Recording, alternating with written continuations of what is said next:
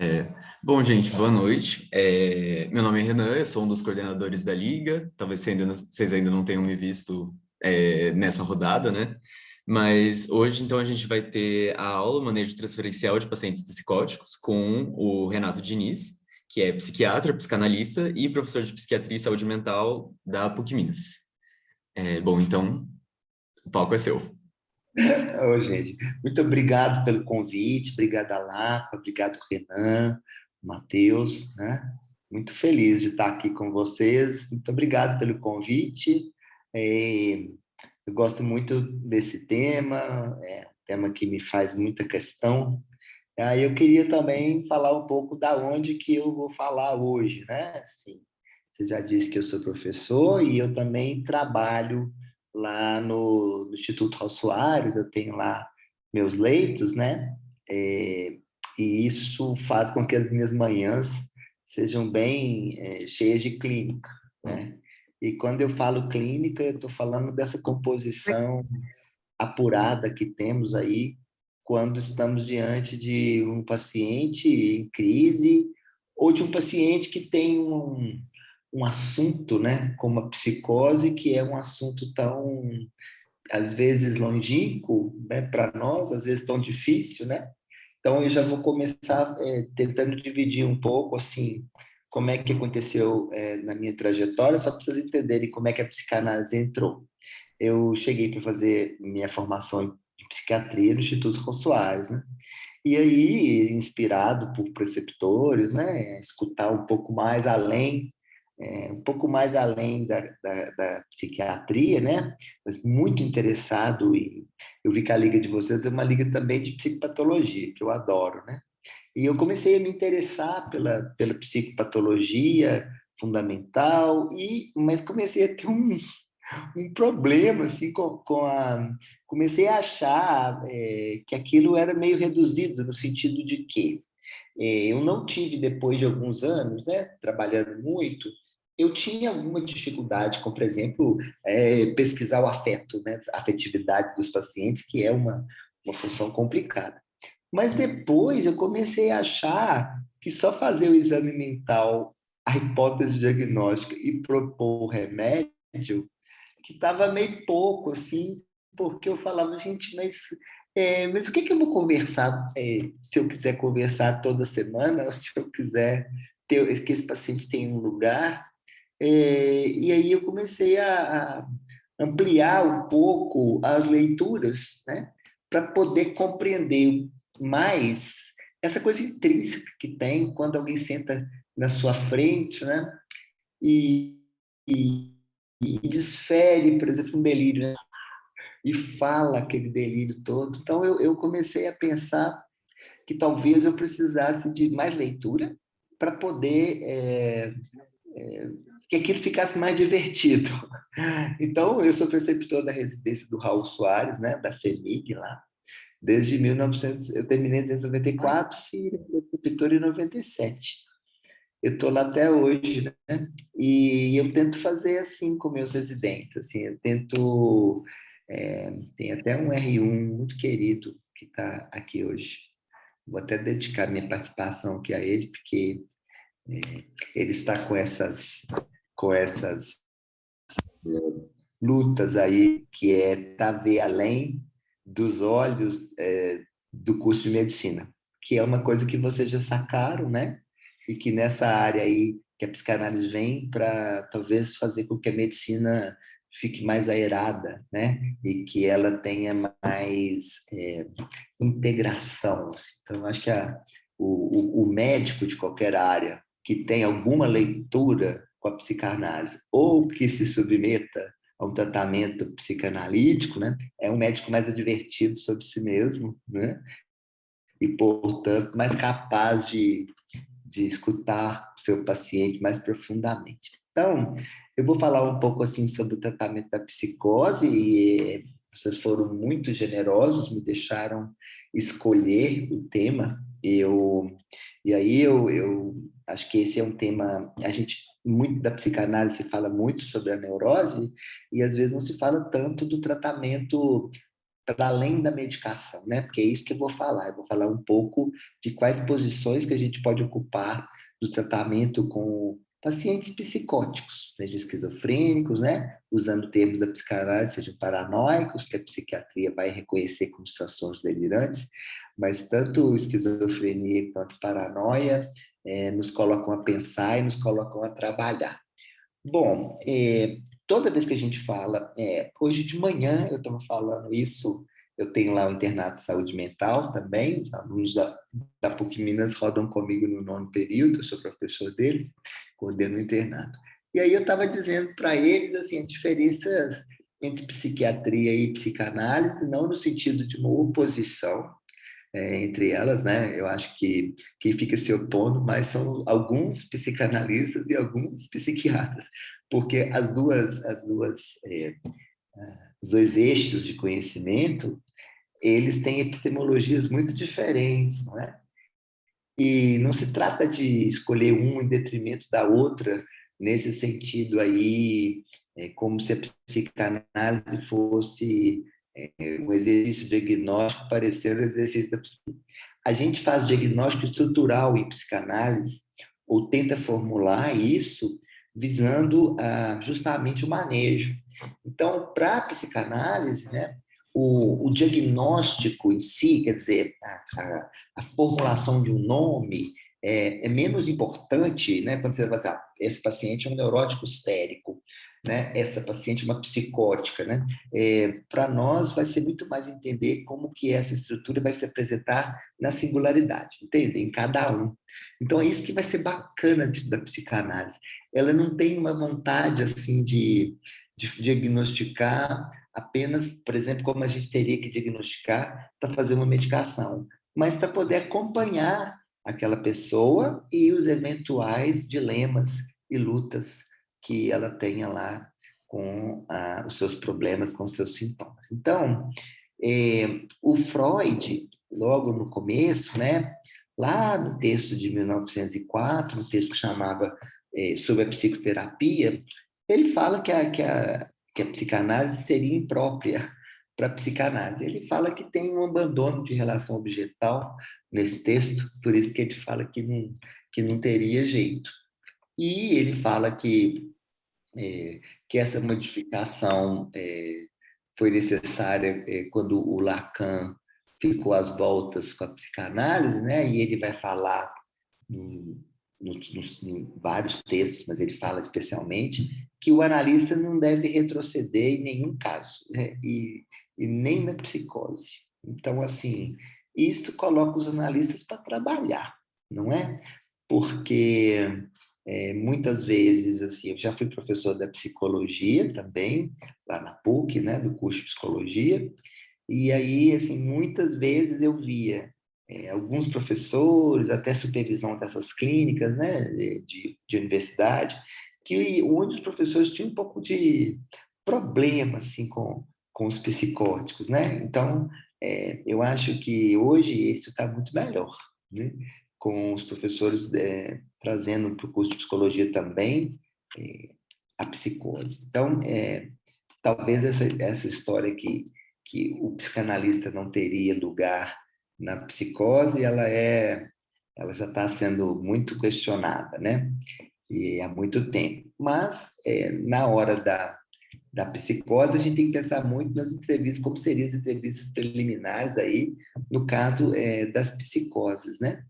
Então, gente, assim, de certa forma, o Lacan traz duas grandes clínicas, né? A primeira mais estruturalista e a segunda que a gente vai chamar mais de borromiana, né? Do nó de Borromeu. Eu não vou entrar aqui nessas questões, eu prefiro falar mais de clínica mesmo. Então, só para vocês entenderem um pouco o que seria isso, né? Eu vou dar um exemplo clínico e vocês vão ver. Eu dei esse exemplo hoje de manhã mesmo, né? Quando o paciente disse assim para mim, ele devia ter uns 15, 16 anos, ele falou assim, ô Renato, estão dizendo que eu estou passando a mão na bunda da minha madrasta. E eu falei, e você está passando? Ele falou assim, se estão falando, eu devo estar passando. Aí isso me chamou muita atenção, e aí eu fiquei procurando o sintoma das funções psíquicas para poder nomear isso e não achei, porque nem era uma alteração de consciência de execução, sabe? Na súmula não achei nada.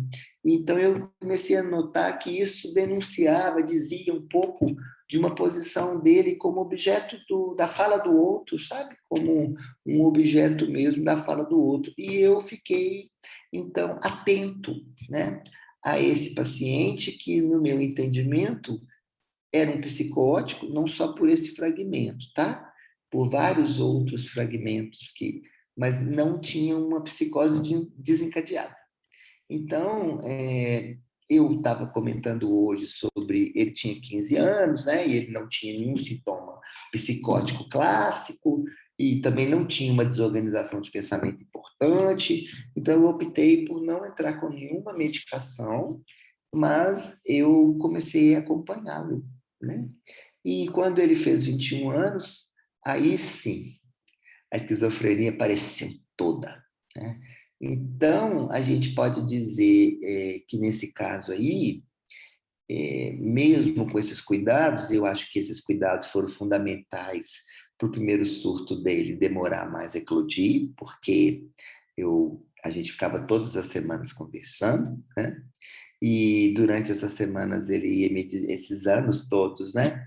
Ele ia me dizendo, tinha hora que eu falava, nossa, agora eu acho que vai, porque tinha um chamado muito grande que ele não conseguia organizar, ficava muito ansioso, pensava coisas muito concretas, resolveu entrar no curso de filosofia e foi um inferno, porque todos os conceitos da filosofia são filosóficos e ele tentava apreender esses conceitos, quietar eles, assim, sabe? Prender eles, assim.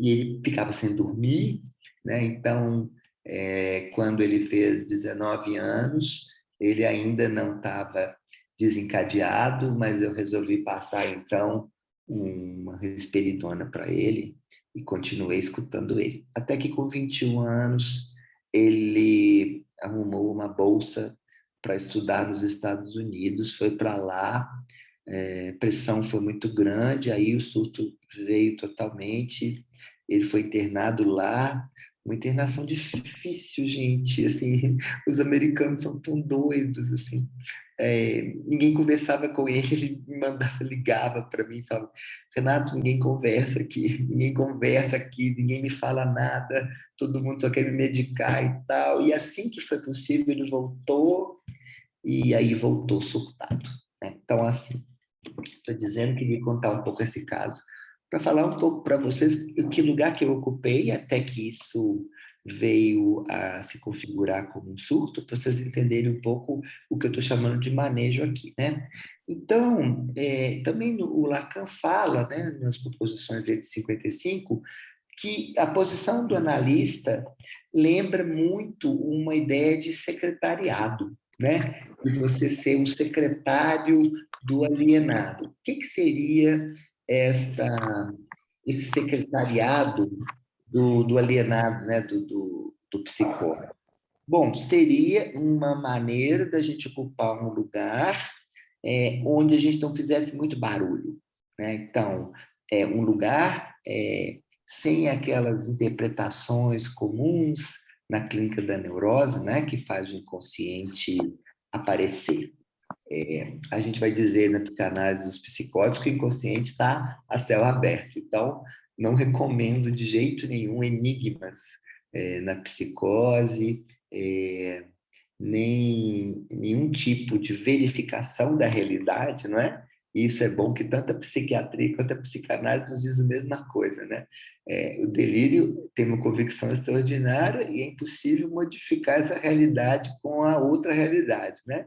Então, esfregar a realidade na cara de um psicótico não só pode não valer de nada, como pode ser maléfico, né? Então, a gente diz na psicose que o inconsciente está lá a céu aberto, né?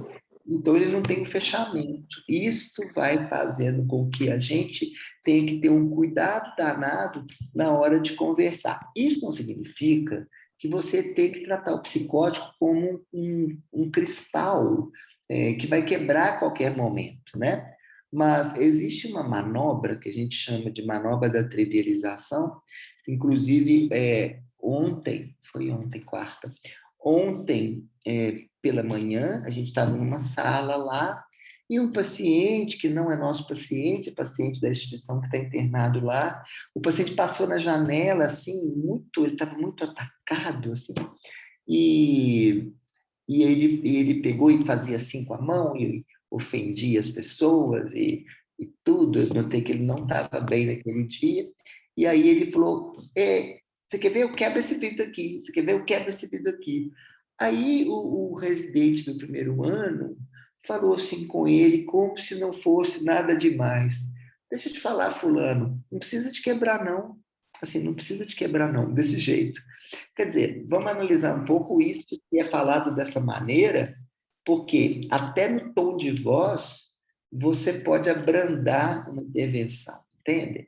Então, em vez de ser uma intervenção que põe força na palavra, né?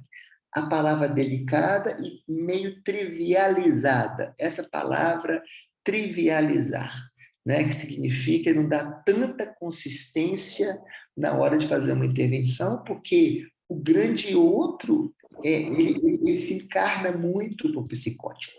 Né? Essa tentativa de invasão que o psicótico tem, não é difícil para ele que alguém ocupe esse lugar. E não é bacana que nós, que estamos nos propondo a tratar do psicótico, que sejamos esse que vai encarnar um grande outro perseguidor deste jeito. Não é fácil atender psicótico, estamos sempre numa corda bamba entre essa dinâmica de será que ele vai ficar persecutório ou não, né? E algumas vezes, né, a gente vai mesmo, o paciente vai ficar um pouco confuso, mas é importante que a gente mantenha um pouco com ele essa posição de estar mais do lado dele frente à perseguição. Vamos tomar, então, a paranoia, que é o caso do rapaz que eu falei, Dalila, né? Que está com o microfone aberto, viu, gente? Dalila, seu microfone está aberto. Isso, obrigado. Então, assim, na verdade, gente, é muito interessante pensar que esse rapaz, ele foi, né, para os Estados Unidos e voltou com um delírio persecutório sistematizado, né? E aí a gente pensou inicialmente que poderia ser, eu pensei, que poderia ter aflorado como uma paranoia. Mas depois, com muitos sintomas de alucinação, foi aparecendo, né? Então, ele hoje está bem claro para todo mundo, para mim, para a família dele, que se trata de um esquizofrênico. Eu ainda o atendo no consultório, ele tem um outro analista, porque agora eu não estou mais me dedicando a consultas semanais, a tratamentos psicanalíticos, eu estou mais como psiquiatra no consultório, até por causa desse ofício de professor. O analista tem que ter tempo para atender as pessoas, né? E eu não estou com esse tempo todo, porque meu desejo é estar com vocês aí na transmissão. Mas ele tem, e eu sou médico dele, então eu o medico. Isso fez com que já trocou algumas vezes, 2 vezes de terapeuta, mas ele me colocou num lugar porque eu atendo ele desde os 15 anos, né? Então, e aí não é fácil nesses anos todos, né? Lá se vão 20 anos, manter essa posição sem que ele me tome por um perseguidor, né? Mesmo eu insistindo para ele tomar a medicação, né? Ele acabou fazendo o curso de psicologia e trabalha com recursos humanos. É bem sucedido no trabalho dele, é um trabalho mais ele não trabalha diretamente com pessoas, ele aplica testes, então é bem interessante como que ele tem um serviço assim bem concreto no sentido de ele faz as entrevistas, ele organiza e ele está muito bem. Então, assim, na verdade, nós vamos entender que esses textos, né? Eu não sei se vocês conhecem o texto do Freud, que é do do caso Schreber, onde o Freud vai dizer uma coisa muito bacana. Ele vai dizer que o delírio ele é uma tentativa de reconstrução, de restabelecimento. E nós vamos pensar o delírio, e isso é uma diferença entre a psicanálise e a psiquiatria, né? Muitos psiquiatras, assim, mais desavisados, ficam tentando acabar com o delírio, né? É claro que o delírio pode assumir algumas formas de gostos mortíferos, né? E aí a gente precisa de fazer aí um impedimento. Mas é muita inocência nossa achar que um psicótico não vai delirar só porque a gente quer tratá-lo, né? Então, esse paciente mesmo que eu estou dizendo a vocês, algo da formação delirante permanece, e eu e a analista dele sempre conversamos, e aí quando a coisa aperta por lá, ele vai ficando mais ansioso, e aí começam as alucinações, né? Então, eu já agi o afastando do trabalho. Gente, às vezes, 5 dias que ele fica fora do trabalho, ele volta melhor, e às vezes aumentando a medicação, às vezes pedindo para ele ir mais vezes lá na lista dele. Quer dizer, são coisas que nós vamos... Então, ele passa a semana trabalhando, né? Ele agora arrumou uma namorada, e ele me veio na última consulta com uma questão sobre a bebida, que ele me pergunta, que a namorada disse que o namorado que não bebe é muito difícil. E aí ele ficou às voltas com essa palavra, assim, né, no concreto, né?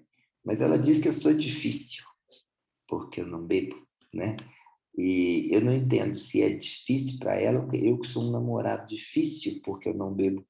E, essa ideia foi, né? E aí a analista dele disse a ele assim, não, você não é difícil, não. Você é fácil. Difícil é namorar, é muito difícil namorar. E aí ele falou, é mesmo. Então, a coisa que seria uma concretude, né? Acabou tomando a forma como se fosse os namoros de todos nós, né? Nós temos namoros dificílimos, porque nos encontramos, nossos namoros são muito difíceis, né? Então, ele pegou aí esse lugar.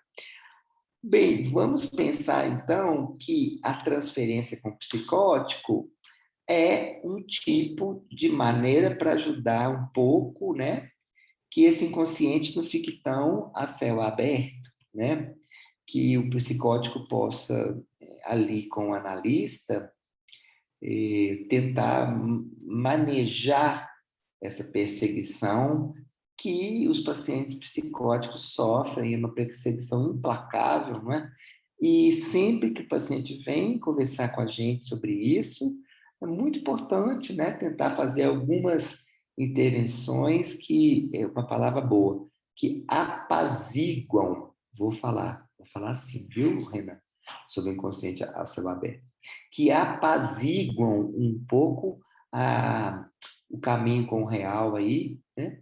E que faz com que o tratamento sempre resulte em saídas menos perigosas para o paciente e para as outras pessoas, né?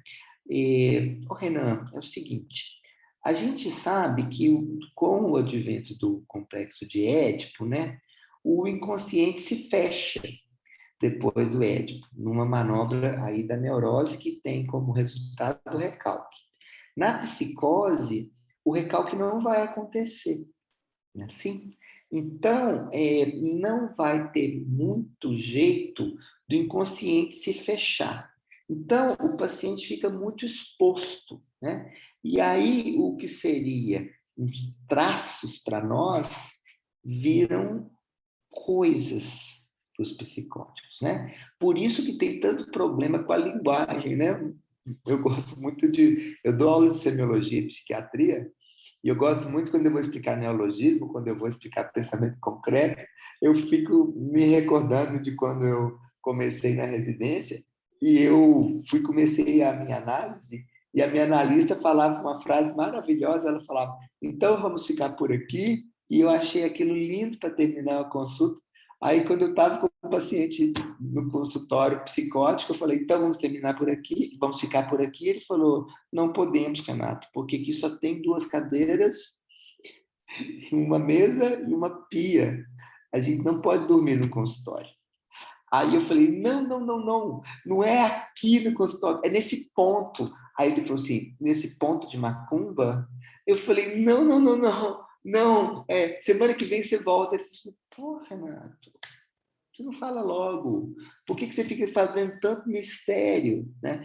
Então, Renan, o que seria uma intervenção, a gente não consegue fazer uma interpretação sem muito risco, não é? Porque está tudo ali aberto. Eu vou dar um outro fragmento, que é um fragmento, dessa vez, de uma neurose histérica, só para vocês entenderem a diferença disso, né? Então, uma paciente que vem me dizendo que o irmão abusou dela e ela tem muita dificuldade com isso. E aí eu atendo essa paciente 8 meses, e ela falando mal do irmão que abusou dela, e por causa disso era muito difícil para ela encontrar um namorado, que todos os homens eram os cachorros, que seriam os bandidos e tudo. Muito bem. E aí eu faço uma supervisão, porque a minha impressão é que essa mulher estava falando a mesma coisa toda semana, que o irmão tinha abusado dela, portanto, a vida dela estava fechada, e parece que ele abusou mesmo, e eu fiquei sem saber o que eu fazia. Procurei uma supervisão, o supervisor falou comigo que a paciente era muito generosa, porque se ela tinha que repetir tudo que eu estava dizendo, é porque eu não tinha ouvido ainda. Muito bem. Continuei ouvindo, ouvindo, ouvindo, e lá pelas tantas o analista falou assim comigo, me deu supervisão.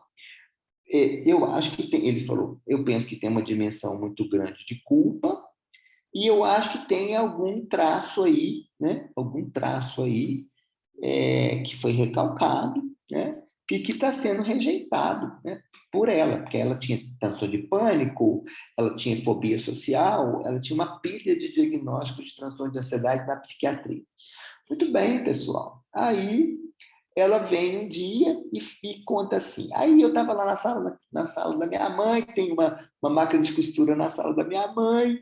Aí eu peguei, meu irmão chegou para poder arrumar a barra da calça, a máquina de costura na sala, ele tirou a calça, ficou só de cueca, entregou a calça para minha mãe fazer a bainha e sentou do meu lado, com aquelas pernas dele.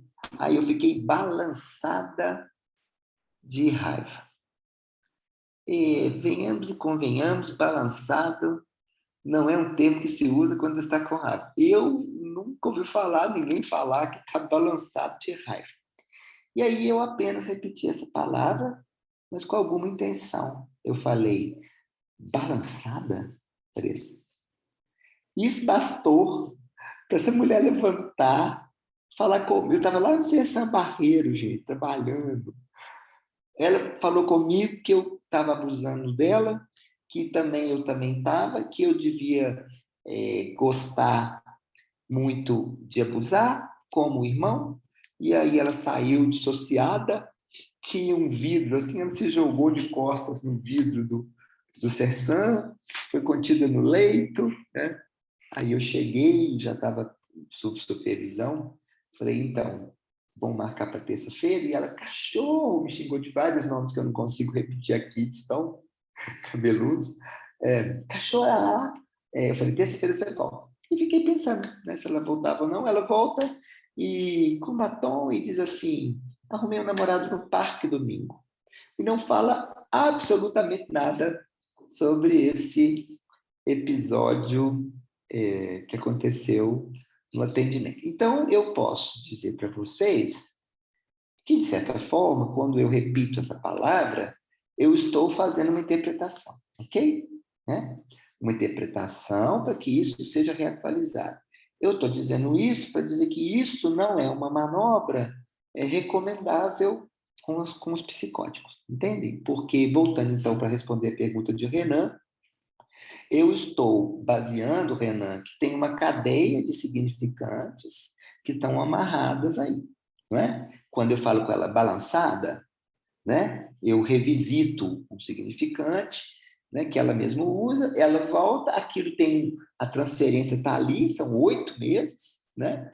Tanto que ela volta, mas ela tem um curto-circuito, porque o inconsciente se revelou e eu marquei ele. Então, nesse sentido, é que se a gente faz algo semelhante na psicose, o resultado pode ser um surto, né?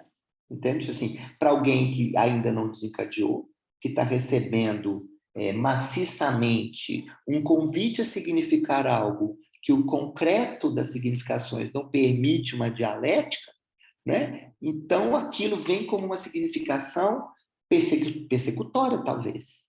Entende, Renan? Então, por isso que eu estou te dizendo que nós temos que ter essa delicadeza. Delicadeza, gente, assim, a palavra tratamento já diz tudo, né? A gente não deve nunca destratar alguém, né? Então, a delicadeza tem a ver com o tratamento. Eu falo muito com os alunos da PUC, né? Que a gente fica buzinando na cabeça deles, humanização, humanização. E eu falo, sim, humanização pode ser também sinônimo de gentileza. Nós queremos, nós queremos delegados gentis, policiais gentis, políticos mais gentis, médicos gentis, psicanalistas gentis, né? Nós queremos pessoas gentis para nos tratar, né? E aí, quando você tem a clínica do seu lado, a chance de fazer gentilezas é muito grande, porque o tratamento pode ser uma grande gentileza clínica, entende? Na medida em que eu, sabendo como se manifesta e as dificuldades de uma psicose, que eu esteja advertido para isso. Por isso que eu estou chamando essa gentileza de clínica, porque ela não é apenas bondade. Ela é bondade com leitura e, de preferência, que alguém tenha te escutado também, certo? Antes. Porque tratamento da psicose pode ser muito surpreendente, né? Na semana passada eu estava entrevistando uma paciente assim tranquilo, não parecia. Ela falou assim: "Você é meu pai", né? Assim, de uma hora para outra. Aí eu peguei, não vou dizer que eu não me admirei, assim, eu falei, olha, né? Mas eu falei assim com ela, mas que interessante você falar isso. É, por que que você disse isso? Depois ela mudou até o assunto, mas eu não posso negar para vocês que não foi uma grande surpresa assim, eu acho que a preparação para não transformar isso que ela disse num grande assunto do atendimento, né, para não ficar, às vezes, indo muito atrás disso, né, porque se trata de uma psicótica, né, aí sim eu acho que... Então, eu queria que vocês entendessem um pouco essa posição delicada, cuidadosa e que não permite investidas, né? Eu gosto muito da metáfora da esgrima, sabe? Quando a pessoa da esgrima faz touché, né? Isso na psicose é totalmente contraprodutivo. Você acantoar um psicótico, você apontar, né? Então, o maior risco que o psicótico pode ter, gente, não é atacar a gente, mas a si mesmo. São inúmeros os relatos de pacientes psicóticos que, ao serem confrontados com alguém que força a barra muito para eles, eles primeiro se automutilam ou se matam, né? Então, a ideia de que se eu fizer isso, ele pode me atacar, esse não é o desfecho nem mais comum que tem. Que o mais comum que tem é o paciente se atacar. Tem uma pergunta do João Vitor Bernardo aqui. Ele está perguntando se o inconsciente a céu aberto pode ter relação com certo enfraquecimento do superego. Nós vamos pensar, João Vitor, que, na verdade, ali na hora da psicose, a instância de censura, muitas vezes, ela é tornada perseguidor, não é? Então, vamos pensar que na verdade, esse paciente, ele, né, ele tem isso que eu falo, né, que não pode fazer com ele, mais ou menos como ele me diz que as vozes fazem, não é? Então, nós vamos pensar com muita elegância nesse conceito de superego aí para a psicose, né? Porque nós vamos ter que trabalhar não enfraquecimento barra potencialização, né, disso, mas que o paciente tenha uma capacidade de transitar ali junto das ideias que ele tem, sem que ele seja tomado, né, por um delírio mortífero, por exemplo. Tá? Então, vejam o seguinte aqui.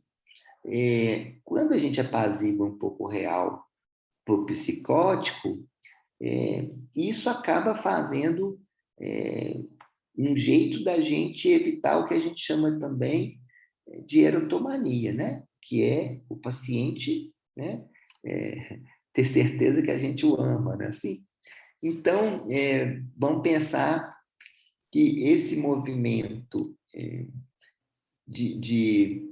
na psicose de desestabilização é porque o paciente psicótico teria uma falta de significação fálica, né? Porque a gente não teria metáfora paterna, que eu já disse aí, que encerra que encerra assim, que faz com que o Édipo tenha, né, um atravessamento. E aí, esse lugar, essa proposta, todas essas coisas que eu falei, podem ser encerradas nessa ideia aí da proposta de secretário do alienado, né? Porque não é apenas secretário do psicótico, não é apenas dar crédito, né, à fala dele, mas a gente pode supor que a partir do manejo com esse paciente, a gente possa ir com ele, talvez, construir um delírio que não seja mortífero e que sirva como anteparo, né, dele ali com o real que o invade, entendem? Então, por exemplo, muitas vezes um paciente psicótico fica muito perdido e passa ao ato, né, que é ele tenta alguma coisa contra ele ou contra alguém, né? Ou, por exemplo, ele quebra alguma coisa, né? Gravemente. É incrível como com a escuta, muitas dessas coisas podem ser evitadas, né? Não há garantia que elas serão, né? Claro que não. Mas evidentemente que se o paciente puder construir, de certa forma, algum anteparo entre ele e este outro que o invade tão continuamente e tão violentamente, nós estamos fazendo o nosso trabalho, né? Então, o nosso trabalho é uma manobra técnica, né? E que nós vamos tentar uma estabilização que não seja perigosa, certo? Uma estabilização que não seja perigosa. Nós vamos falar em estabilização na psicose, mas sempre vamos lembrar que essa estabilização é algo precário, né? Não dá muito para a gente falar. O Lacan fala que o termo cura é abusivo no caso da psicose, né? Mas ele fala que o tratamento com os psicóticos é possível e tem resultados, já vou ler, viu, Vitor? E tem resultados bem satisfatórios, né? E essa ideia de tentar manejar a transferência aí, né? Ela implica a presença do analista e não só um acompanhamento, quer dizer, secretário sim, né? Escriba não. O que seria um escriba, né? Alguém que se o paciente fala, eu estou pensando em matar meu pai, né? Aí você fala, então você é secretário, você fala, não fala né? A gente fala, não, esse é um caso real. O paciente falou comigo, estou pensando em matar minha mãe, e era uma ambivalência, nem surto estava. Aí eu falei, não mata não, isso não é bom para você não. Ele falou assim, não é não, né? Eu falei, não é não. Mas, gente, não é qualquer pessoa que está falando com ele, é uma pessoa que está ao lado dele há um tempão, entende? Então, isso que eu estou falando da trivialização, isso não tem muito jeito de acontecer se você não tiver ali uma relação transferencial com o paciente de mais tempo. Já estou quase terminando minha fala para a gente abrir a palavra, tá? A última coisa aí que eu queria falar, eu acho que, de certa forma, uma coisa que eu sinto às vezes que a psiquiatria não faz, né? Claro que nós temos psiquiatras aí sensacionais, maravilhosos, mas alguns psiquiatras não conseguem dar crédito à fala do psicótico. Então, eu acho que a psicanálise, ela dá crédito à fala do psicótico, porque nós precisamos que ele fale para a gente poder ajudá-lo a construir algo que seja um anteparo entre ele e a invasão. Eu vou ler o comentário do Vitor e vou abrir a palavra. O Vitor diz que ele entrou um pouco atrasado, ele está querendo saber que estamos diante de uma psicose, não de uma neurose mesmo. Então, como saber que estamos diante de uma psicose, não de uma neurose, mesmo nos momentos iniciais da análise, para não causar tal desencadeamento? Isso é, se o diagnóstico geralmente é feito ao longo do tempo, como ter alguma noção, mesmo precoce? Olha, Vitor, por exemplo, eu não sei se você estava, quando eu citei um exemplo de um paciente meu, e ele falou uma frase sobre ele ser um objeto, eu achei essa frase, até pelas leituras que eu já estava tendo, né? E pelas ideias que eu estava tendo na época e pela minha prática, eu pensei que aquilo era uma frase, essa frase de talvez eu esteja passando a mão em alguém porque alguém está dizendo que eu estou passando. Eu achei que isso denotava não um sintoma da psiquiatria, mas algo que a psicanálise nos recomenda sobre a posição, teoricamente, sobre a posição do psicótico, como o resto, às vezes, né? O Lacan fala literalmente essa frase: o psicótico é mais falado do que fala, né? Então, é muita vulnerabilidade, sabe, Vitor?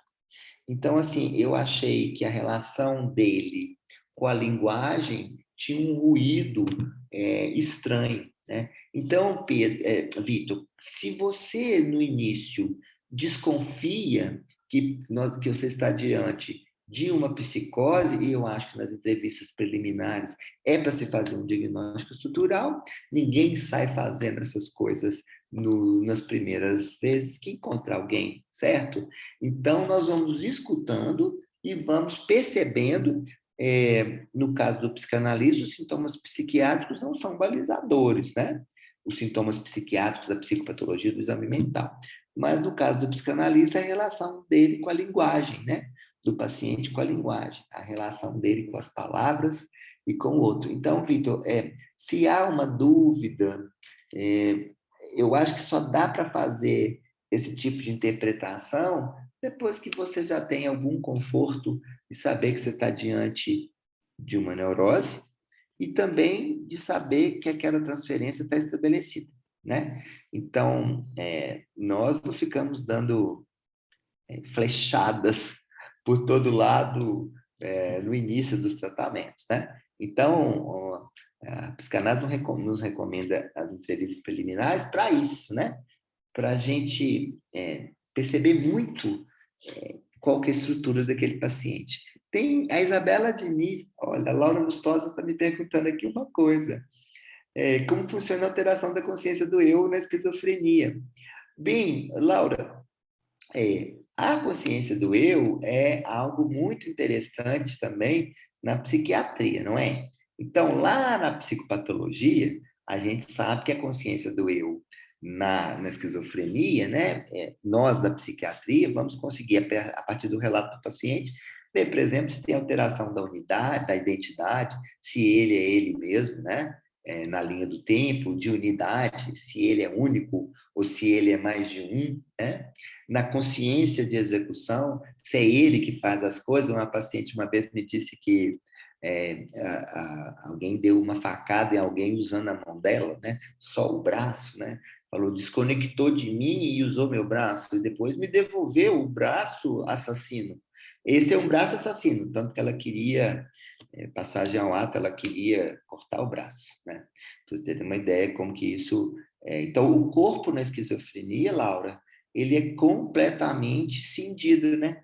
A mente é cindida, né? Então, e por isso que a psiquiatria vai relatar, né? essas alterações da consciência do eu a partir do que o paciente fala. O que eu estou dizendo aqui hoje é que apenas a gente fazendo o exame, entender que o eu está com uma alteração de consciência, isso não ajuda muito o paciente apenas, entendem? Eu estou falando assim, ok, então a gente vai lá e identifica uma alteração da consciência do eu. Maravilhoso, junto com as outras funções psíquicas, provavelmente, então, eu estou à frente de um quadro que tem afeto alterado, que tem alteração de percepção, que tem alteração de pensamento, não é? E que tem delírios. E então, aí, eu vou também descrever alteração da consciência do eu. Hoje aqui, o que nós estamos falando é, Laura, a partir dessa ideia de que o inconsciente não se fecha, nós podemos pensar que o corpo dos esquizofrênicos,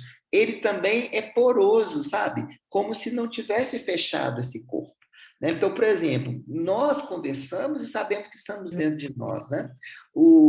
Nós estamos com um caso, hoje o residente estava me comentando, que a paciente falou com ele assim, eu sou o seu sapato, eu sou o seu sapato, né?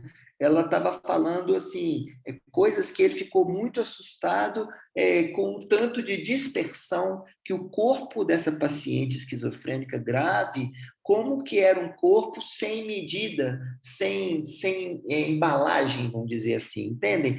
Por isso que o corpo do psicótico parece a casa da mãe Joana, vozes entram, vozes saem.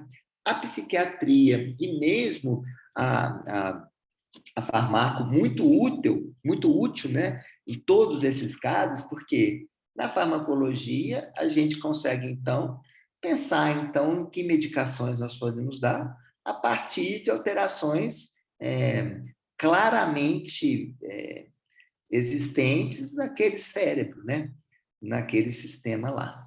Então, eu acho que isso aí, nós podemos falar que o paciente ele tem um transitivismo, Laura, que é como se ele tivesse... Não é incomum, por exemplo, a gente coçar a cabeça, a paciente também coçar, como se tivesse especularizado, sabe? Como não? Especularizado. Né? Então, o corpo de um psicótico, por isso, gente, tem que ter tanto cuidado nos estágios, porque às vezes a gente é afetivo e de uma maneira até assim inocente, porque a gente não imagina teoricamente o que se dá, a gente abraça um paciente, né? Então, tem muitas maneiras de abraçar um paciente com os olhares, com o olhar, com o cumprimento, né? Eu estou dizendo assim, não é que não pode abraçar, eu estou dizendo que o corpo do outro é um mistério muito grande, não é? E quando tem uma psicose, é um mistério maior ainda, em termos de significações, sabe? Então, eu acho sempre que a gente tem que ser assim, gentil, sem precisar de ser grudento, entende? Tem muito jeito de ser afetivo, sem ficar encostando muito, né? Pois não, tem alguém com a mão aberta. Ah, com a mão aberta, não. Com a mão aberta estamos todos. Com a mão levantada. Sou eu, Renata, Isabela, tudo bem? Isabela, tudo bem. Muito, muito obrigada, assim, foi muito enriquecedor, de verdade. Pensei em várias relações aqui, eu acho que eu vou sintetizar um pouco. Bom, eu tive pouco contato ainda com psicopatologia, então você me perdoe se eu estiver falando alguma coisa errada, enfim, pode me corrigir, sinta-se à vontade. Mas a realidade para o psicótico, ela se torna quase que uma quarta instância, né, assim, o real, ele passa a se tornar essa instância, e o objeto da libido do psicótico é o eu, né, nesse caso. Sim. E, enfim, eu fico pensando, assim, eu fico às voltas com essa questão que você levantou sobre, agora respondendo a Laura, dessas múltiplas personas que podem surgir dentro do diagnóstico do psicótico, né?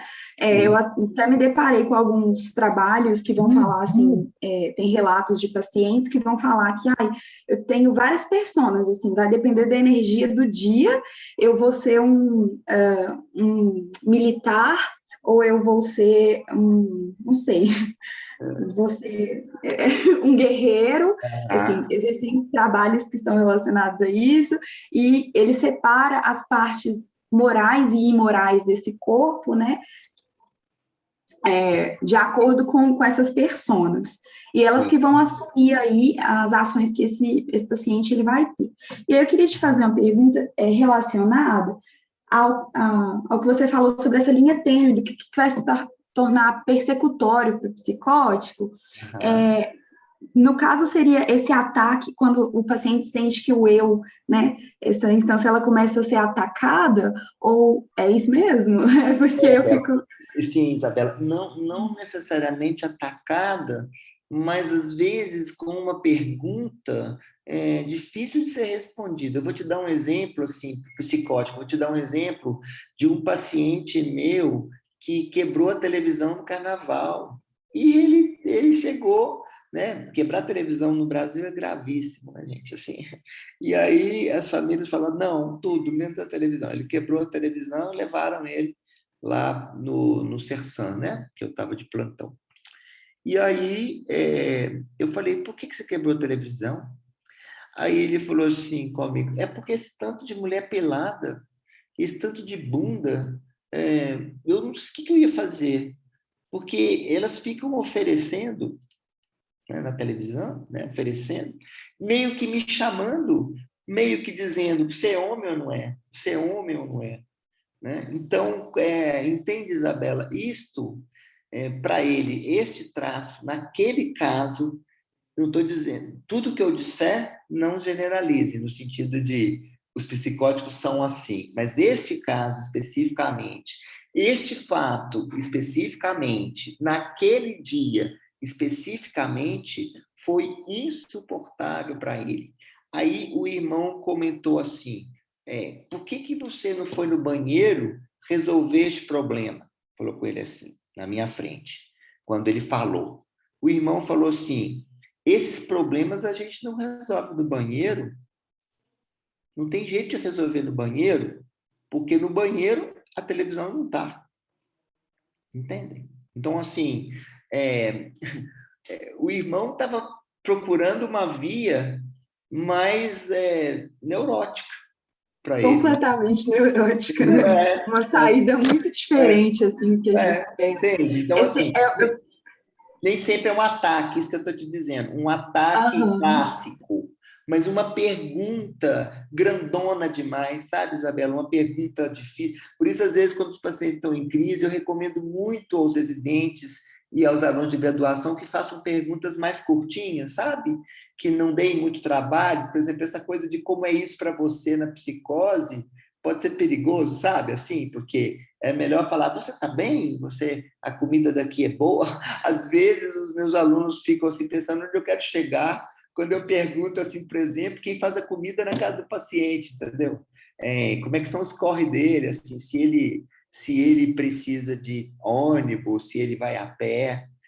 Aparentemente, eu não estou conversando sobre nada, mas sabe que é aí que a coisa aparece, sabe, assim, que a gente vê as grandes dificuldades, porque se nós ficarmos fazendo exame mental clássico, rotineiro, né, que eu acho que para os psiquiatras, fazer o exame mental é muito importante, o que eu estou dizendo aqui. Nós não precisaríamos de fazer o exame mental fazendo assim, consciência, atenção, orientação, memória, senso-percepção. É muito mais interessante que a gente proponha uma conversa com o paciente e a gente vá reparando tanto como as funções psíquicas estão, que isso para a psiquiatria é importante, né? No caso dos médicos, eu acho importante. No caso dos psicanalistas que não têm uma referência da psiquiatria, né? O mais importante para eles nessa conversa também é ir percebendo como é que eles se relacionam com esses desafios que vêm do mundo. Ô, Isabela, você não acha que a vida o tempo inteiro fica nos colocando perguntas assim? Né? A vida fala, e aí? E aí? Né? A gente fala, espera, né? A vida fala o tempo todo assim, e agora? E agora? Você vai fazer o quê? Né? Eu me lembro também de um caso de uma paciente que o cara falou para ela assim, e agora? O que eu faço agora? Aí ela falou assim, você está tentando me matar? Você está querendo me matar? Né? E é porque eles estavam beijando, e aí ele perguntou para ela o que ele fazia, porque a coisa estava esquentando. Ele falou assim, e agora? O que eu faço agora? Ela falou assim, você está querendo me matar? E saiu correndo. né? E me contou isso, quer dizer, e aí o cara, imagina o cara, né? Ficou lá assustadíssimo, né? E ela veio falando comigo que ele queria, ela achava que ele estava paquerando ela para matar, né? E aí eu trivializei um pouco, falei, mas às vezes ele é mais imaturo, falei assim, né? Ela falou assim, eu não sei, mas aí eu falei, o bom é que você se afastou. O bom é que você se afastou, né? Porque, né? Como não? Entendeu, Isabela? Espero ter ficado claro para você Entendi. essa coisa que o ataque pode ser apenas uma interrogação aparentemente boba, tá bem? Entendi.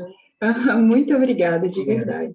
Joia. Aqui, teve uma pessoa que perguntou, a Fernanda perguntou, a psicose maníaca é semelhante ao transtorno esquizofrênico. Fernanda, não, semelhante os quadros são, mas eles têm muitas diferenças, né?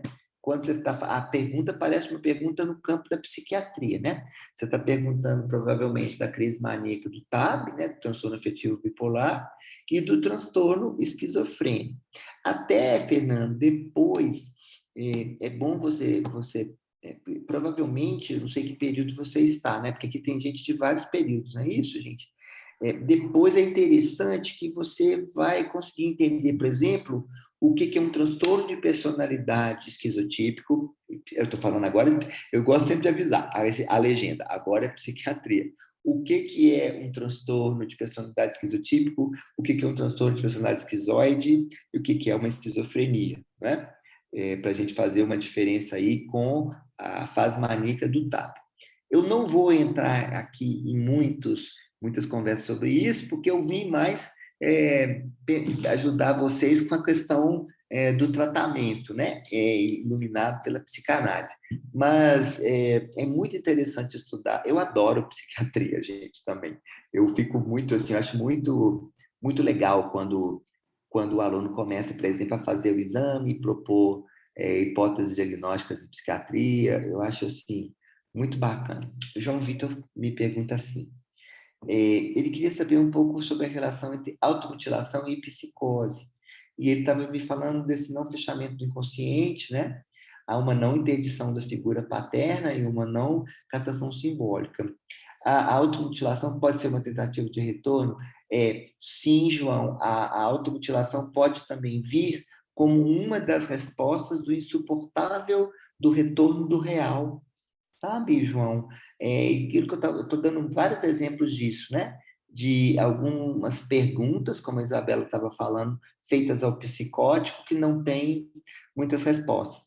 Eu acho que cabe aqui eu falar de uma experiência que eu tive na minha residência, né? Que um paciente meu não estava indo lá consultar e foi me orientado aí na casa dele, solicitar, animá-lo, pedir para ele ir à consulta. Eu peguei o carro do serviço e fui na casa dele, falei, ô, João, tal. Você, o paciente também chama João, viu, João Vitor? Ô, João, por que você não vai lá no hospital? Era uma terça-feira, na quinta-feira, mas falei assim, super de boa, né? E aí ele falou, Renato, eu vou tentar ir, tá? Falei, tá, se você conseguir, você vai, eu vou ficar achando bom. Se você for, para a gente conversar e tudo. Foi embora. Aí, quando chegou na quinta-feira, ele falou, não quero ir. Aí o pai, que não era que nunca tinha aparecido muito na história, sabe, João Vitor? Um pai assim mais quieto, né? O pai resolveu bancar e falou, não, você vai sim. Você vai sim, porque o seu médico veio de lá até aqui e é longe solicitar que você vá na consulta, você vai de qualquer jeito. Falou assim com ele. E ele falou, não quero ir, não vou. E o pai falou, vai, pode trocar de roupa. Em vez dele ir para o quarto, ele foi para a cozinha, jogou 2 litros de álcool nele mesmo e botou fogo. Né? Foi para o João 23, né? Em seguida, e a família me ligou e eu fui para lá e ainda conversei com ele antes dele morrer, porque ele teve evidentemente, desidratação, né? E ele, antes de morrer, ficou falando assim, a culpa não é sua, Renata, a culpa não é sua, Renata, a culpa é do meu pai, a culpa é do meu pai, é culpa do meu pai, essa coisa com a culpa, né? Então, muitas vezes, eu falei para vocês mais cedo hoje, que uma das coisas que às vezes o psicótico faz na tentativa de se defender é se machucar, né? E esse, João Vitor, é o nosso maior cuidado, não é? De não colocar... Então, a vida aperta muito, né?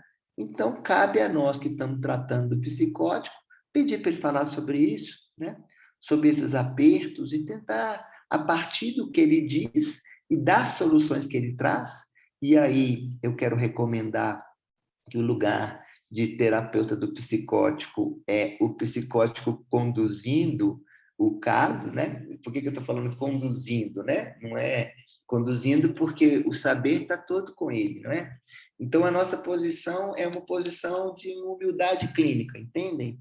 Em que nós vamos escutando. É claro que a gente conduz, né? Mas o Lacan fala que o importante não é conduzir o paciente, mas conduzir o tratamento. Vocês entendem a diferença, assim, né? Uma coisa seria conduzir o paciente, que é perigoso, não é? Conduzir o paciente é dizer, faça isso, faça aquilo. Conduzir o caso é pensar, não, essa decisão que ele está tomando, esse paciente que lá com 15 anos eu atendi pela primeira vez, teve o seu primeiro emprego de RH, né? Aí ficou todo mundo com muito medo do emprego, medo de ter muita cobrança e ele piorar, ou mesmo ter um novo surto.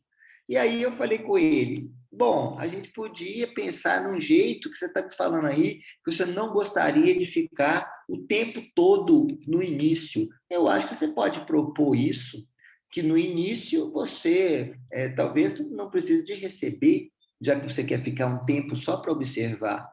Proponha isso, pensei com ele. Então, assim, eu estou falando que eu pedi para ele propor isso, sugerir isso, porque é uma proposição que veio dele, né? Ele falou assim, eu não queria trabalhar o tempo todo, mas eu preciso trabalhar, né?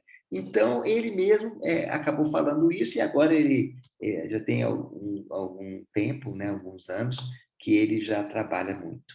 Bom, Bernardo está me perguntando assim, ó, espero que eu tenha te respondido, João Vitor. Na verdade, a automutilação pode ser a manifestação de um retorno do real, voltando como fora, né? Então, o que é foracluído, volta. É assim? O que é recalcado, volta. O que é foracluído, invade o real, não é? Então, muitas vezes é isso que nós vamos falar. O Bernardo está me perguntando uma coisa muito legal. Se o exemplo que eu dei sobre a reação do paciente de sessão pode ser entendido como um fenômeno de acting out. Sim, sim. Eu acredito que sim. Porque era sobre transferência, Bernardo, ela, de certa forma, ela me deu ali o significante, né? Em alguma parte ali, eu tive uma entrada, eu acho que ela fez alguma coisa também ali no tratamento, meio dizendo a posição dela, diferente da passagem ao ato, que muitas vezes é resultado da emergência do real, então o paciente não pensa, ele é impulsivo, né? Vou dar um exemplo para vocês de passagem ao ato da psicose. Eu não tenho muitos casos para contar de pacientes psicóticos que tenham matado alguém, mesmo depois de 30 anos trabalhando com isso. Eu acho que os psicóticos sofrem muito preconceito, porque os psicopatas fazem essas séries todas, né? Os psicopatas são objeto de séries de Netflix, de streaming, e livros e documentários, né? Que são perversos, né? Estou lembrando que me perguntaram assim, Elise Matsunaga, que virou um documentário da Netflix, né? Ela é psicótica, né? Eu falei, não. Então, assim, eu não atendi ela, né? Mas se você assiste o documentário, eu não assisti o documentário, mas eu vi as notícias da época, né? Então, os crimes mais bárbaros não são cometidos por psicóticos. Então, eu estou dizendo porque eu vou citar, toda vez que eu vou falar sobre algum crime que um psicótico venha a fazer, eu friso que isso não é o mais comum que acontece, isso acontece pouco. Mas nesse caso, esse paciente tinha uma madrasta que era hostil a ele. E aí a madrasta falou com ele assim: hoje você não janta, não. Você vai ficar sem janta, precisa aprender. E ele ficou puto e foi deitar. E aí ele pensou assim: como que eu posso desagradar ela? Eu queria eh, fazer uma maldade com ela, mas eu não sei o que. Ele depois contando. Aí ele tem um meio-irmão de 1 ano e meio. Ele vai até o berço às 5 horas da manhã, pega esse meio-irmão, leva para um rio e joga esse menino no rio. Joga esse menino no rio, o menino fica no rio e ele volta para tomar um café da manhã, enquanto estão todos procurando o menino. Perguntam para ele se ele viu o menino, ele diz: vi, joguei ele no rio. Como ele não sabia nadar, ele afundou. E o paciente é linchado na comunidade, tratado como psicopata e perverso. Eu quero que vocês entendam que isso ele já estava com uma atividade delirante em relação à madrasta, e ele disse coisas para mim depois do tipo: pois é, eu não sabia que ele não conseguia nadar. Se eu soubesse, eu não tinha jogado, né? Então, um perverso, a primeira coisa que faria era dizer: não sei o que aconteceu, não sei, né? Quantos perversos vão para o velório chorar a vítima que eles fazem, não é assim? E o psicótico diz, né? Ele diz, e aí até o jeito de responder judicialmente é diferente, né? Porque o perverso geralmente ele é inimputável. Ele é imputável e o psicótico inimputável, né? Então, o psicótico, muitas vezes, o tratamento, a pena do psicótico é o tratamento, né? Isso é uma questão que o senso comum tem muita dificuldade às vezes, sabe, gente? Porque é muito preconceito. Fala, Renan. O Renato, teve uma outra questão que eu fiquei pensando também, é que quando você estava contando o caso no começo, que você estava falando daquele paciente que você começou a atender, que você percebeu que a estrutura dele era psicótica, mas que ele ainda não tinha desencadeado um surto psicótico, né? E aí você deu o exemplo, né, de uma das coisas que você viu que eram mais indicativas, que eram o ruído na fala dele. E Aham. aí eu fiquei pensando se quais foram os outros sinais que você viu, assim, na transferência, na Ó, linguagem, além dessa questão concreta, né? Quais outras coisas que te fizeram pensar Renan. nisso? Sim. O Renan, o afeto, né? A afetividade, né?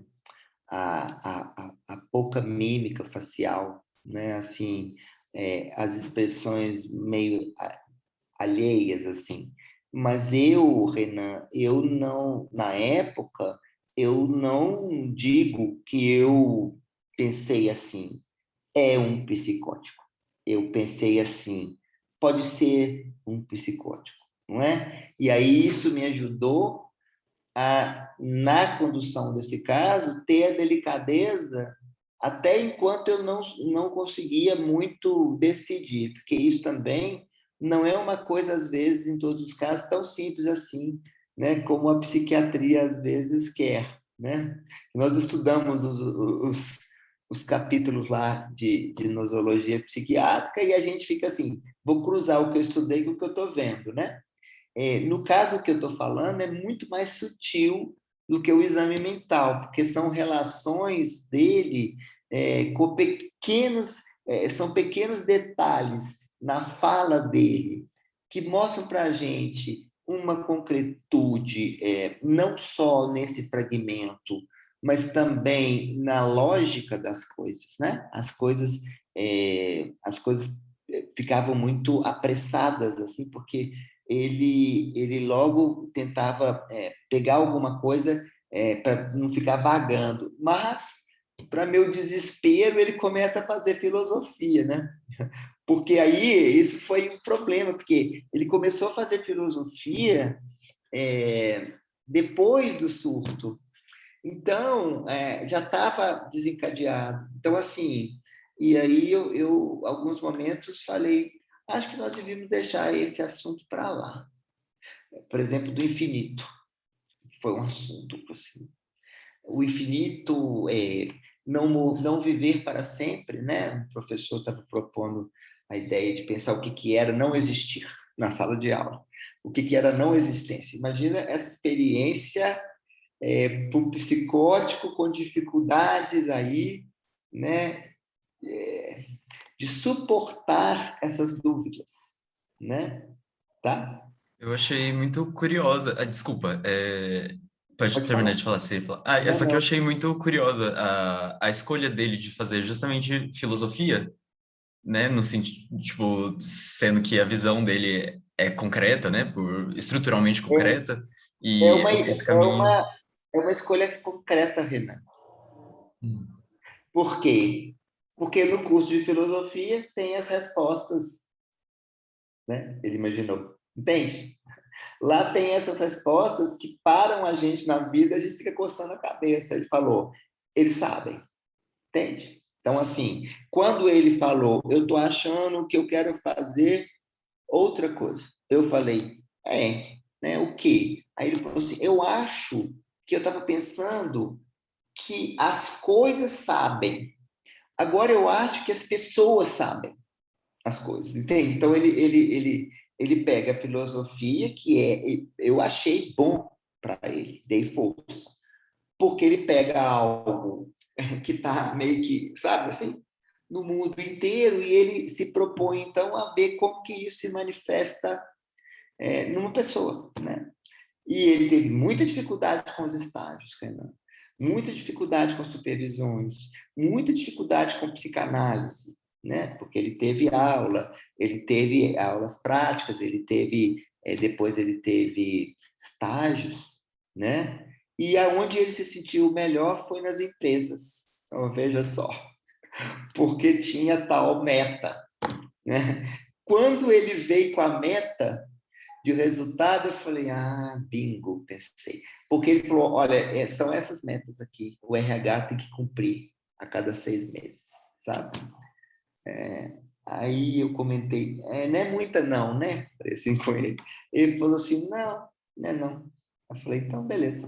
Né? A Adriana está com a mão levantada e só um minutinho, Adriana. A Fernanda perguntou, como saber que o psicótico, no caso do assassinato, não é um psicopata dissimulando?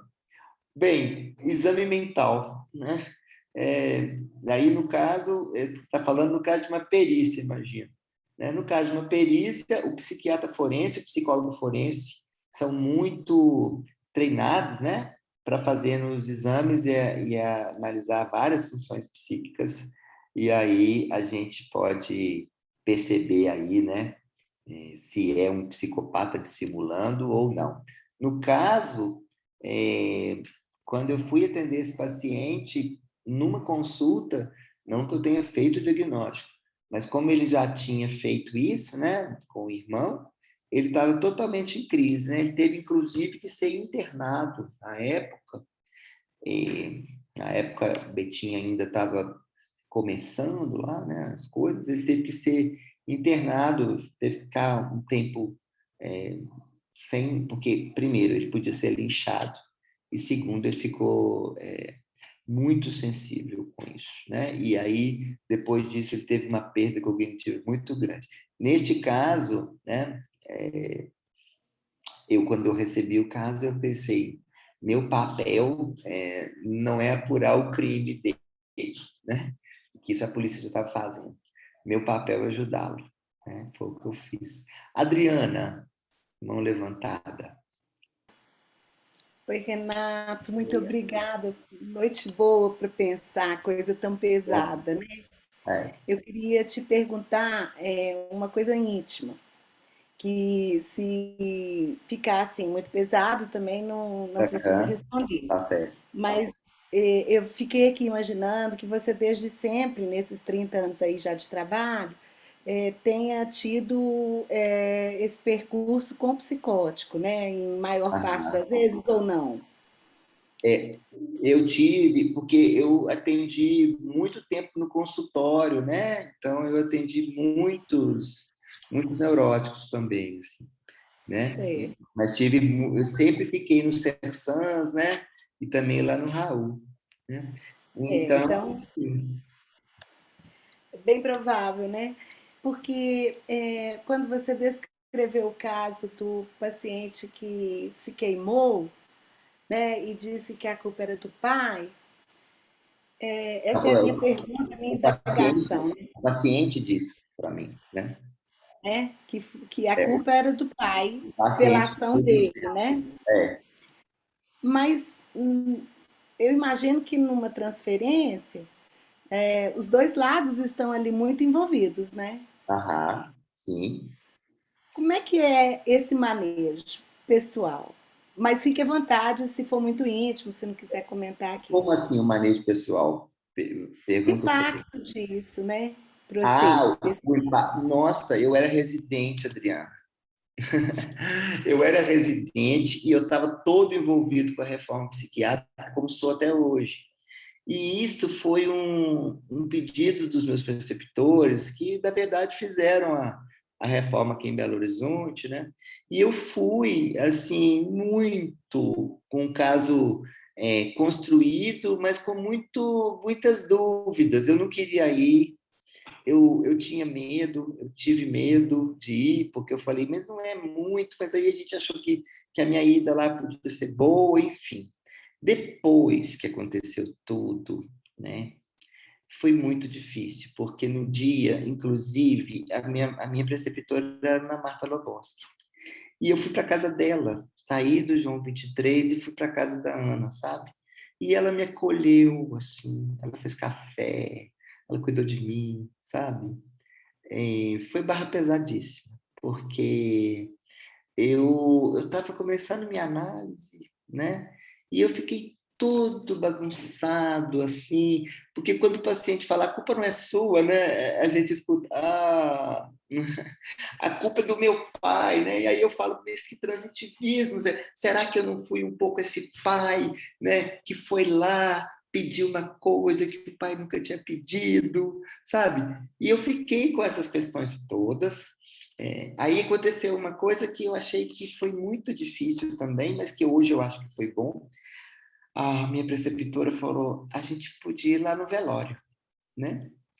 E e eu achei que sim, porque eu era muito interessado no caso, eu era muito novo, mas muito atento, eu queria muito ajudar. Aí eu botei a minha cara de humilde e fui, porque eu falei, é isso mesmo, não é? Assim, eu era muito novo, mas eu já sabia que era uma coisa que gastava muita humildade e que talvez muitas outras coisas dessas. Eu até fui mais feliz nesses 30 anos do que eu imaginava. Eu achava que isso ia acontecer muito, né? E felizmente não é tão comum, né? Que bom, né? Então, tanto que eu conto, essa história fica mais para mim. E depois eu tive um outro paciente que também se matou, mas era uma outra história. Essa história ficou mais para mim. Eu acho que o meu percurso analítico era muito pequeno, eu acho que a minha experiência era muito pequena, mas eu fui também sob transferência dos meus mestres, e eu acho que nós todos estávamos com a melhor das intenções e nós talvez não tivéssemos ainda medido o que estava acontecendo naquela casa, né? Tinha umas coisas tenebrosas, Adriana. A mãe dele ficava na cama o tempo inteiro com umas velas assim, sabe? A mãe e ele não tinha falado isso para mim. Então eu sabia que a mãe era muito complicada, que tinha uma doença mental, mas eu não sabia o que. Fui lá, a janela não abria da mãe, tudo escuro. Então assim, eu acho que eu fui muito sem saber, né? Acho e levei o caso para supervisão. Na época, eu fiz supervisão com a Elisa Varenga desse caso, foi maravilhoso, né? Psicanalista querida, muito querida, sou muito transferido. Aí a Elisa me acolheu e nós fizemos disso mola de tratamento, né? Nós começamos a mola de tratamento de outros tratamentos, né? E nos colocamos a pensar, né? Infelizmente, depois da morte dele, mas a gente já vinha pensando. Eu levei o caso para supervisão na residência, assim, tudo que eu pude refletir, eu refleti, sabe, Adriana, assim, estou refletindo até hoje, né? Senão não falaria com você sobre esse caso nessa noite, né? Foi Como uma... tá, com tamanha humildade, né? Nossa, Renato, muito obrigada por comentar, por trazer assim, porque eu acho que nós que estamos nos propondo a um futuro muito parecido, né? De clínica, pensar esse lado também, né? Muito obrigada, viu, querido? A clínica é muito formal, mas é muito generosa, né? Quanto mais se estuda, quanto mais se pensa, mais se abre espaços nos tratamentos. Diga, Reinan. Ô Renato, também tem uma outra coisa que eu queria te perguntar, que, assim, por favor, me corrija se eu estiver falando alguma besteira, que eu acho muito provável, assim, né, que eu não sei muito dessas coisas, mas, pelo que eu sei, assim, na psicose, o delírio, ele tem uma importância muito importante, né, tipo, uma importância importante, tipo, ele é muito importante, né, para Sim, estruturar, para manter o indivíduo, assim, na rota, assim, né, tanto que, sim, pelo que eu cheguei a ler, assim, é um dos próprios trabalhos que se faz na análise, assim, né? Tipo, de estruturar esse delírio, assim. E aí eu queria sim. saber quais são os cuidados que devem ser tomados, como que geralmente você conduz essa questão, assim. Sim, ótima pergunta, sim. Ô, Renan, tem um balizador que seria o gozo mortífero, né? Que eu já comentei. Então, assim, tem alguns delírios que vão se estruturando rumo ao gozo mortífero, sabe, Renan? Então, assim, a chance da gente escutar um paciente, o que eu quero dizer é o seguinte: nós não mandamos se alguém delirar ou não, entende? Isso é um problema, porque quem está começando dá maior nervoso. Essa semana eu estava com os alunos da semiologia numa aula, e eu estava entrevistando um paciente, tinha 5 alunos comigo, e a gente conversando, e o paciente lá. E aí depois eu falei assim: vocês acham que eu entrei ou não entrei no delírio? Porque todo aluno de semiologia fica às voltas se a gente entra ou não no delírio, porque simplesmente a gente pergunta para quem está delirando sobre o que está delirando. E como nós somos uns controladores, né? Uns neuróticos que ficamos assim: gente, mas está errado. Tá errado. Só né, a gente fica assim: isso que ela tá falando tá errado. Tá errado o quê? Tá delirando, tá errado. Então, a ideia do delírio, junto, e o Foucault já nos ajudou muito a pensar isso, né? A ideia da doença como erro e do tratamento como penalidade, essa é uma ideia que está aí, né? Assim, nós temos as instituições psiquiátricas, né, que quase que acusam alguém de ser doente, né? Do jeito, às vezes, de algumas instituições mais totalitárias, né? Assim, como às vezes pode ser qualquer lugar de saúde, né?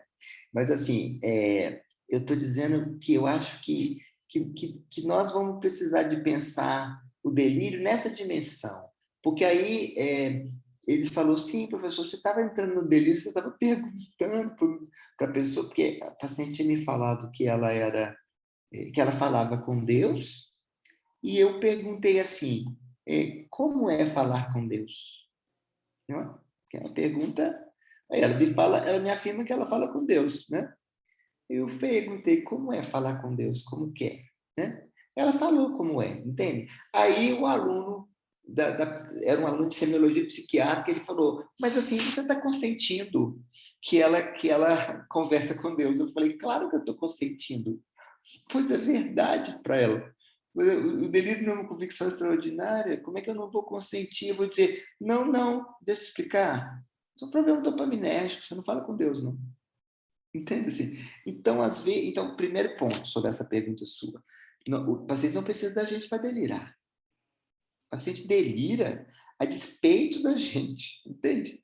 Então, pensando nisso, Matheus, que o delírio ele é uma maneira de se interpor, sabe? Às vezes, assim, o delírio é uma maneira que o paciente tem de colocar algo entre ele e um grande outro que o invade, né? O invasor. Então, o delírio ele tem essa função muito importante, né? Eu acho que quando os psiquiatras, é, nós psiquiatras nos interessamos, mesmo os que só se interessam por psiquiatria, quando nos interessamos por classificar o delírio, quase sempre temos que escutá-lo, né? Então, isso já tem algum efeito, sabe? Então, assim, muitas vezes, o problema que eu acho é quando a gente ficaria satisfeito por ter identificado um delírio numa chave classificatória. Isso para o paciente não adianta nada, né? Igual quando um aluno fala, olha, esse delírio é senestopático. Eu falo, aham. Aí dá aquele silêncio, eu falo, e aí? Né? E aí, o que eu estou perguntando? E aí, porque essa palavra é muito bacana para a gente escrever nos prontuários, nas súmulas, não é? Mas apenas dizer que o delírio é senestopático não adianta nada para ninguém, não. Entende? Porque aí eu entendi o delírio dele dentro de uma chave classificatória. Ótimo para mim. Sim. Agora, o que é e como faz para isso não ficar só com o interesse rotular, interesse de botão, sabe? Porque isso é importante, porque isso te organiza, isso ajuda você a escolher medicação, né? Isso te ajuda a organizar as doenças na sua cabeça, não é? Mas o que vira intervenção? Que é isso que eu vim tentar aqui hoje com vocês. É a delicadeza das intervenções com o psicótico, certo? E eu resolvi falar sobre isso porque há uma diferença grande entre delicadeza e medo, né? Então, eu acho que se a gente escutar mais o psicótico, tudo que ele tem para nos dizer está bem claro, entende? Então, assim, eu acho que esse é um grande problema contemporâneo. A gente não se escuta muito. Imagina os psicóticos, né? As nossas palavras não estão valendo nada, né?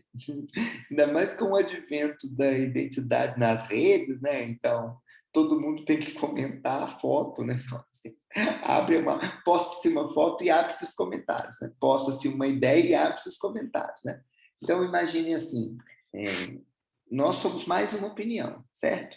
Agora, você imagina que essa opinião ela é feita a partir de várias situações ali em que o sujeito vai se reconhecendo, né? E na psicose, qual é o reconhecimento, né? Então, estou dizendo que a clínica tem essa vontade de riqueza na psicose, sabe? Que é entender que as palavras são um tesouro. Assim. Quem gosta de trabalhar com essas coisas como eu, acha as palavras um grande tesouro, sabe? Assim, é um grande divertimento as palavras, a relação com as palavras, como as palavras são ditas, a inflexão das palavras, o tom de voz das palavras, né? Como que uma intervenção, às vezes, como eu falei, balançada, a intervenção não foi na palavra, foi no som que eu coloquei, eu falei, balançada? Assim, aquilo até pingava, assim. A palavra é a mesma, mas a intenção que eu dei é outra. Eu estava dizendo assim, tem algo da minha intenção na sua palavra, tem algo da sua intenção na intenção que eu retornei a você. Na psicose, muito perigoso, porque não retorna como uma possibilidade, retorna como real. Entende? Então, a gente fala, né? Às vezes a pessoa diz que vai atender um psicótico e provoca um surto em alguém que não está desencadeado ainda. Fazendo muitas perguntas, sendo xereta, sendo tosco, não sendo gentil, né? Eu acho que a gentileza da clínica ela tem seu lugar. Então, assim, é uma dica para vocês. Se vocês ainda não tiverem muitas leituras ou não tiverem muito tratamento, tratem bem os psicóticos, que o tratamento vai aparecendo. Evidentemente, só tratar bem não basta, né? Mas como inicial, né? Assim, como fazer, né? Não tenham medo da loucura. Na loucura tem muita vulnerabilidade, mas também tem muita potência, né? Nós somos, assim, mais preconceituosos, às vezes, com os pacientes. Gente, quando eu fiz o mestrado, eu discuti cidadania, né? Do doente mental. E eu fiz um grupo com eles, assim, com os psicólogos lá do serviço, do Sersan, de Betim. E eu saía com eles, assim. E nós fomos saindo, fomos parar no Rio de Janeiro. Vou explicar. Cada dia a gente ia para um lugar e eles falavam assim, a gente quer ir no Rio. Eu falei, vamos, ué. né? Vamos, aí o que nós temos que fazer como grupo para ir, né? Aí fizemos uma comissão dentro do grupo, fomos pedir um patrocínio numas empresas lá de Petit e saímos com 14 mil reais. Um negócio que era um trem assim, a gente falou, vamos ver o que a gente consegue, né, para comprar uma passagem de ônibus. 14 mil reais é para pagar. Os aviões não nos aceitaram, porque as pessoas queriam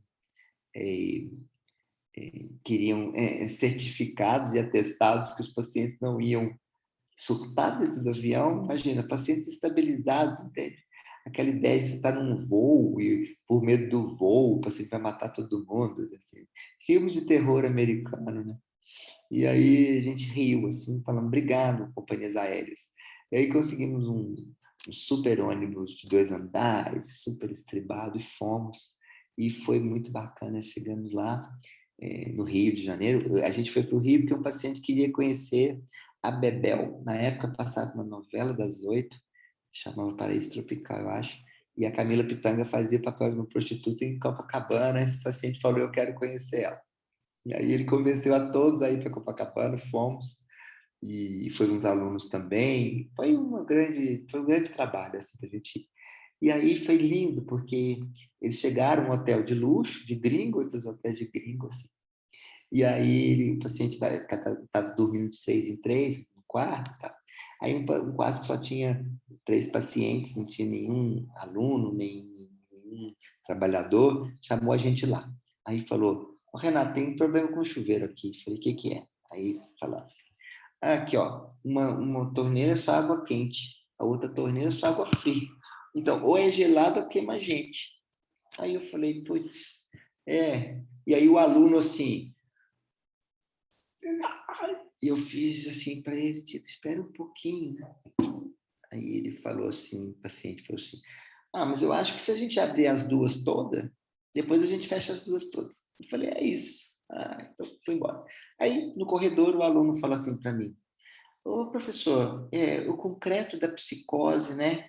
Água quente, só água quente, água fria, água fria. Eu falei, não, aí é o concreto da pobreza mesmo. Esse paciente nunca tinha visto 2 torneiras. Né? Então, assim, é incrível também as ideias que a gente tem sobre o psicótico. Tem hora que os meus alunos falam assim, eles são assim, parecem seres de Vênus. Como eles são? Fala até mais baixo. Aqui, e eles? Entende? Então, isso foi muito legal para mim, sabe, Matheus? E aí eu fiquei pensando como cada um acolheu o mar, né? Tinha alunos que nunca tinham visto o mar e tinha pacientes psicóticos que nunca tinham visto o mar, e nós fizemos um relato disso. E aí um paciente, eu estou te falando porque o delírio de um paciente depois, ele colocou o mar dentro do delírio, né? Então, assim, o mar, ele fala assim, o mar me ajudou, o mar me fortaleceu. Depois que eu vi o mar, eu criei uma barreira contra as tempestades. Então, entendeu isso que você está dizendo? Então, assim, eu perguntei muito para ele como que ele tinha feito isso, né? E ele me explicou o mecanismo. Então, eu te respondendo para terminar a resposta. Isto veio somar e aí, legal, não é? Algo que protege, né? E se o mar informa, por exemplo, que talvez é muito grande, ele tenha que se matar. Entende? Aí que está o ponto. É aí que a gente vai ter que agir. Por isso que eu falei para vocês que o secretário não é um escriba. Ele não está morto, retardado, escutando o psicótico falar. A Laís fez uma pergunta, talvez ela está perguntando se a pergunta é bem senso comum, acho que não. Fora da discussão, também duvido. Quando se diz que uma pessoa tem um surto psicótico, sempre se fala sobre uma pessoa psicótica, ou esse termo é usado em outros surtos também. Depende, Laís, se você está falando da psiquiatria ou da psicanálise, né? Na psiquiatria, um surto psicótico pode vir, por exemplo, para um psiquiatra, na manifestação do uso de uma droga, por exemplo. Né? O uso de uma substância psicoativa pode causar um monte de sintomas psicóticos e um psiquiatra pode dizer, a partir deste uso, houve um surto, e delimitar se esse surto está circunscrito ao uso da substância ou se ele é depois. Dizendo de outra forma, se aquele uso, e aí não é a substância em si, e aí nós da psicanálise acreditamos muito mais numa estrutura e num desencadeamento, né? Como eu já falei. Então, geralmente, quando alguém da psicanálise fala em surto psicótico, nós estamos falando de estrutura. Entende, assim? Quando um psiquiatra fala, não necessariamente de estrutura, tá bem?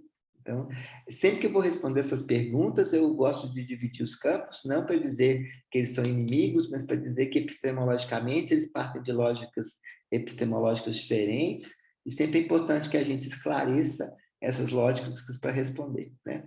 Eu acho que esses discursos nos servem muito na clínica. Mas eu te agradeço, Laís. Sua pergunta não é senso comum, não, é muito dentro da discussão. Eu acho genial uma liga de psicopatologia e psicanálise aplicada. Assim. Eu acho que essa ideia... eu sei que tem liga de saúde mental, né?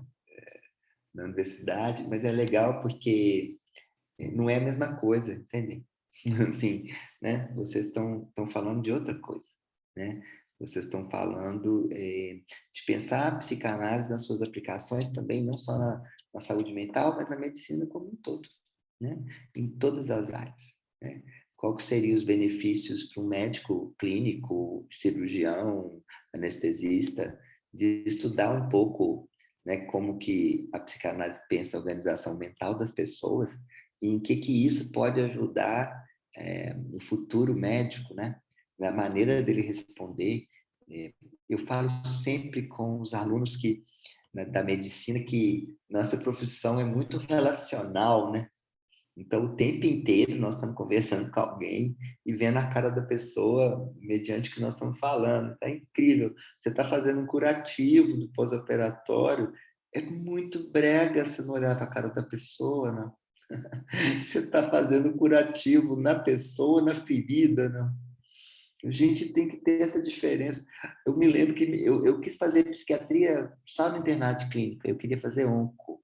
Eu fiz minha vida toda na faculdade para fazer oncologia. Mas encontrei um psicótico no Hospital Odilon Berens, na hora que eu estava no internato, que eu fui palpar ele de manhãzinha, 6h30, e ele falou assim, ai.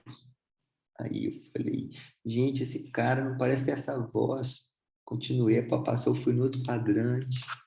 No outro quadrante ele falou assim, ai. Aí eu peguei assim, tirei as minhas mãos e falei, mas o que é isso está fazendo comigo? O senhor está gozando minha cara? Eu estou no último ano de faculdade, mas, como diz o outro, eu podia estar roubando, eu podia estar matando, mas às 6h30 eu estou aqui atendendo o senhor, examinando. Ele falou assim, ô doutor, não estou falando nada disso não, eu quero só explicar ao senhor o que aconteceu. Eu falei, o que aconteceu? Ele falou assim, a gente é de um planeta XRT, e nosso disco voador caiu aqui perto do hospital municipal. E nós 5 invadimos o corpo do Isaac. Eu sou o XRT1 e os outros XRT4 estão todos na barriga dele. Quiser conhecê-los, basta apertar. Ele falou com tanta verdade que eu falei assim, que isso? Eu tinha tido uma psiquiatria tão ruim, tão sem noção na minha faculdade, tão assim, tão sem interesse, sabe? Assim, tão medicamentosa só. Eu falei, tá, eu sei medicar uma depressão e tal. Na época, ainda era nos anos 90, né? Tinha pouco remédio psiquiátrico demais. Eu falei, não vou mexer com isso não, assim. Imagina, se eu tivesse um atípico, agora tá dando 70 por vaga lá no hospital, né? Eu falo com esses residentes, assim, né? Difícil é não ter um atípico, né? Um antipsicótico atípico, não ter um inibidor seletivo de recaptação tricíclico, né? E aí eu peguei e fiquei lá até às 19 horas e voltei no outro dia para conversar com o Isaac, e aí veio alguém da saúde mental, um psiquiatra, e que era psicanalista, e falou assim comigo, isso é um psicótico? E aí alguém perguntou, acho que foi a Laura Lussó, isso aqui é uma alteração de consciência do eu, né? Porque de unidade. Então ele falou a parte da psiquiatria, ainda falou assim comigo, e o que você vai falar para ele? Eu falei, eu? Não vou falar nada. Você quer que eu falo para ele?